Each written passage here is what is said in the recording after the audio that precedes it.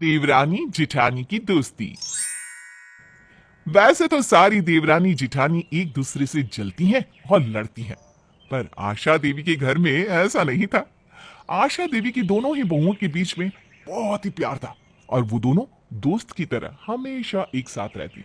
ऐसे ही एक दिन आशा देवी की बड़ी बहू रेखा पोहे बना रही थी और रसोई घर में आशा देवी की छोटी बहू कविता आती है। हाँ, अरे वाह दीदी, क्या खुशबू आ रही है पोहे की। खुशबू से तो लग रहा है कि आपने पोहे में जान डाल दी है। आज तो माँ जी पोहे खाकर आपके हाथ चूम लेंगी। काश कि मैं भी आपकी तरह इतने अच्छे पोहे बना पाती। अरे कविता, इतनी परेशान क्यों होती है? जब तक मैं हूं तो मेरे हाथ के ही पोहे खाना। और अगर फिर भी तेरा मन है सीखने का तो मुझे बता देना, मैं आज ही तुझे ट्रेनिंग दे दूंगी। नहीं नहीं नहीं दीदी, जब तक आप हैं तब तक आप मुझे इन कामों से दूर ही रखें। वैसे भी ना माँ जी के नखरे बहुत होते हैं, अगर गलती हो गई ना तो पूरा घर सर पर उठा लेंगी। इतना बोलकर दोनों देवरानी जिठानी हंसने लगती है। कुछ देर बाद रेखा पोहे लेकर अपनी सास के पास जाती है। पर ये क्या, जब आशा पोहे खाती है तो उसे तो पोहे बिल्कुल पसंद नहीं आते। वो रेखा के ऊपर भड़कने लगती है। बहू, आज तू क्या पोहे बनाकर लाई है? तूने चूरा सही से चुना नहीं था क्या? मुंह में कंकड़ चला गया और नमक भी कम है। लग रहा है तू नमक देना ही भूल गई। पता नहीं कैसा पोहा बनाया है तूने। पर माँ जी, चूड़ा तो मैंने अच्छे से देखा था और मैं तो पैकेट वाला चूड़ा लेकर आई थी, फिर उसमें कंकर कैसे हो सकता है? और नमक भी मैंने टेस्ट के अनुसार ही डाला था। नमक स्वाद अनुसार ही है जितना आपको पसंद है। तो इसका मतलब मैं झूठ बोल रही हूँ? वाह वाह वाह, उल्टा चोर कोतवाल को डांटे। क्या दिन आ गया है। अब इस घर की बहू मुझे बताएगी और सिखाएगी। नहीं नहीं माँ जी, ऐसा नहीं है। मैं तो बस रेखा अपनी सास के सामने कुछ नहीं बोल पाती और चुपचाप अपना सर नीचे करके खड़ी हो जाती है। और आशा अपनी बहू रेखा को खरी खोटी सुनाने लगती है। अपनी सास की आवाज सुनकर कविता दौड़ती हुई अपनी सास के कमरे में जाती है, जहां वो देखती है कि उसकी सास उसकी जिठानी को भला बुरा सुना रही है। अपनी जिठानी को अपनी सास की डांट खाता देख कविता को बिल्कुल अच्छा नहीं लगता। वो अपनी सास से कहती है, माँ जी प्लीज दीदी को कुछ मत बोलिए, सारी गलती मेरी है। मैंने ही चूड़ा दीदी को लाकर दिया था बिना देखे, और ना आज पोहे भी मैंने ही बनाए हैं। क्या तूने बनाए है पोहे?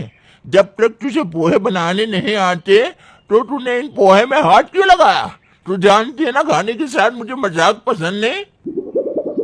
माफ करना माँ जी, मैं बस बनाना सीख रही थी ताकि कभी दीदी अपने मायके जाए या जब घर में दीदी ना रहे तो मैं आपको पोहे बना कर दे सकूं ना।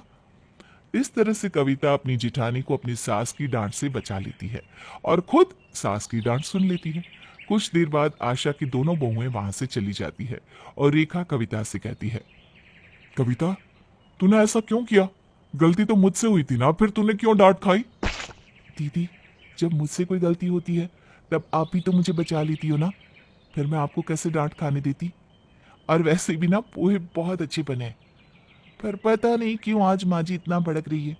ये सारी गलती ना उस कंकड़ की है, न जाने वो कंकड़ कब और कहां से आकर टपक गया।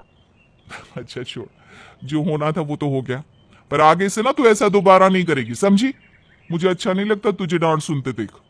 रेखा और कविता के बीच में इतना ज्यादा प्यार था कि वो दोनों अक्सर एक दूसरे को बचा लेती जब भी आशा देवी उनमें से किसी एक को डांट रही होती। अब ऐसे ही कुछ दिन बीत जाते हैं। एक दिन कविता से रोटी जल जाती है। रोटी जलने की महक आशा देवी के नाक में चली जाती है। अब क्या था, आशा देवी को खाने के साथ जरा भी कॉम्प्रोमाइज करना पसंद नहीं था। वो जल्दी से रसोई घर में आती है और कविता पर बरस पड़ती है। कविता बहू, तुझसे एक काम नहीं होता। रसोई घर में एक रोटी का काम होता है और वो भी आज तूने जला दी। अरे मुझे बताएगी कि ऐसा कौन सा काम है जो सही से कर सकती है? नहीं नहीं माँ जी, कविता की कोई गलती नहीं है। आज मैं रोटी बना रही थी, वो आखिरी रोटी थी ना, तो मैंने गैस कम कर दिया और दूसरा काम करने लगी और उसमें इतना बिजी हो गई कि मेरा ध्यान ही नहीं रहा और रोटी जल गई। मुझे तो समझ में नहीं आता, जब तुम दोनों को एक दूसरे के काम करने आते ही नहीं तो एक दूसरे का काम करती क्यों हो? अरे मुफ्त में थोड़ी ना आता है घर में अनाज, इनके भी पैसे लगते हैं। पर तुम दोनों को क्या, तुम्हें तो बस अनाज बर्बाद करने से मतलब है। आशा देवी हमेशा की तरह अपनी बहुओं को उनकी छोटी सी गलती पर इतना कुछ सुनाकर चली जाती है। आशा देवी अपनी दोनों बहुओं के काम में जितनी गलतियां निकालती और उन दोनों को जितना भला बुरा सुनाती, उतना ही उसकी दोनों बहुओं के बीच में प्यार बढ़ता जाता और वो दोनों तो एक दूसरे की दोस्त बनकर रहते। ऐसे ही एक दिन आशा से मिलने उसकी पड़ोसन कोमोलिका आती है। अरे कमलिका बहन, क्या बात है, बहुत दिनों बाद आई हो मेरे घर। क्या करूं आशा बहन, कामों से फुर्सत नहीं मिलती। मेरी कौन सी बहुएं हैं जो घर में काम करेगी। मेरी तो दो बेटियां थी, अपने ससुराल चली गई। अब सब कुछ मुझे ही देखना होता है। आज टाइम मिला तो सोचा कि तेरे बहू की हाथ की चाय पीने आ जाऊं। बहुत तारीफ सुनी है मैंने तेरी बहू की। ना है क्यों नहीं, बैठ आराम से, अभी रेखा को बोल देती हूँ हमारे लिए चाय बना कर ले आएगी। इतना बोलकर जैसे ही आशा रेखा को आवाज देती है, रेखा जल्दबाजी में बाहर आती है और रेखा के पल्लू से टेबल पर रखा महंगा कांच का वास टूट कर गिर जाता है। ये देखकर आशा को बहुत गुस्सा आता है और वो कोमोलिका के सामने ही अपनी बहू को डांटने लगती है। बहू अंधी हो गई है क्या? अरे आखिर इतनी भी क्या जल्दी रहती है, तेरी वजह से इतना महंगा वास टूट गया। जानती भी है, ये वास कविता बहू अपने मायके से लेकर आई थी और उसे इससे कितना प्यार है पता है ना? वो माँ जी, मेरा ध्यान नहीं गया, मेरे पल्लू में लगकर ये वाज नीचे गिर गया। मुझे पता ही नहीं चला, मुझे माफ कर दीजिए। हमेशा तुझसे गलतियां होती है। अब बता कहाँ से ला कर देगी तू कविता बहू को उसका कीमती वास? आशा बहन शांत हो जाओ। वाजी तो था ना, कांच की चीजें तो अक्सर टूट जाया करती है। इतना क्यों भड़क रही हो? आशा कोमलिका की बातों का कोई जवाब देती उससे पहले ही वहां पर कविता आ जाती है और टूटा हुआ वाज देखकर दुखी हो जाती है। पर जब वो देखती है कि उसकी जिठानी डांट सुन रही है, तो वो मुस्कुराते हुए अपनी सास से कहती है, माँ जी शांत हो जाइए, वरना आपका बीपी बढ़ जाएगा।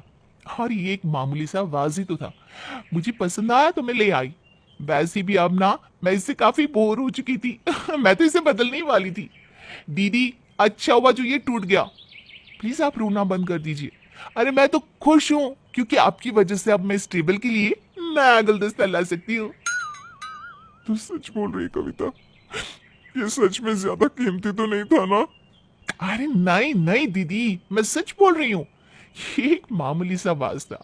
अब चलिए, चलकर कोमोलिका आंटी जी के लिए एक चाय बना दीजिए। वो आपके हाथ की चाय पीने के लिए ही तो आई है यहाँ पर। इतना बोलकर कविता और रेखा रसोई में चली जाती है। कविता और रेखा के बीच की दोस्ती और प्यार देखकर कोमोलिका आशा से कहती है, आशा, तेरी दोनों बहुओं में कितना प्यार है। दोनों बिल्कुल दोस्त की तरह रहती हैं।